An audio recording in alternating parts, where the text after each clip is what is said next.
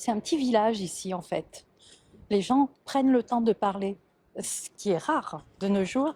En tout cas, dans les commerces de proximité, c'est ce qu'ils apprécient ici, les petits vieux. Et c'est pour ça qu'il y en a pas mal, hein, ici, les petits vieux. Hein. En tant que commerçant, c'est vrai on reçoit tous les jours, hein, les personnes âgées, ce sont des clients, hein.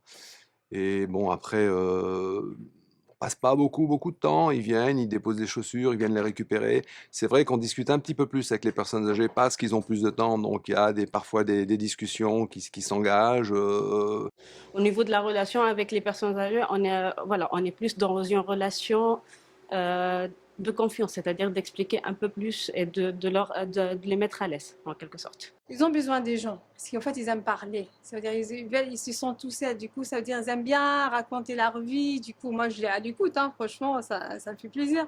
qui vivent seuls. Bon, bah forcément, ils se confient, ils sont là depuis longtemps. Ils ont confiance aussi à leur commerçant qui est aussi là depuis longtemps.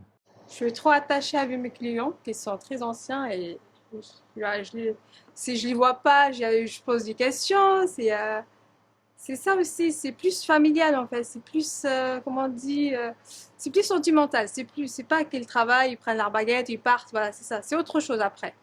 Bah, c'est comme tout le monde. Il y a des gens très sympas, il y a des crapules, il y a un peu de tout. Il y a des gens qui se croient un peu tout permis. À l'inverse, il y a aussi des gens très respectueux. Et après, le constat que je fais, c'est quand même qu'il y a beaucoup de personnes âgées qui sont seules, c'est l'impression que j'ai, et qui ont besoin de parler. Toutes les personnes âgées que j'ai eues, elles étaient très gentilles et elles prenaient leur temps et elles étaient très très polies. C'est vraiment, peut-être tu vas trouver 1% qui sont un peu difficiles, mais c'est leur caractère, il faut les comprendre, tu vois, on peut pas savoir dans leur vie comment ça se passe.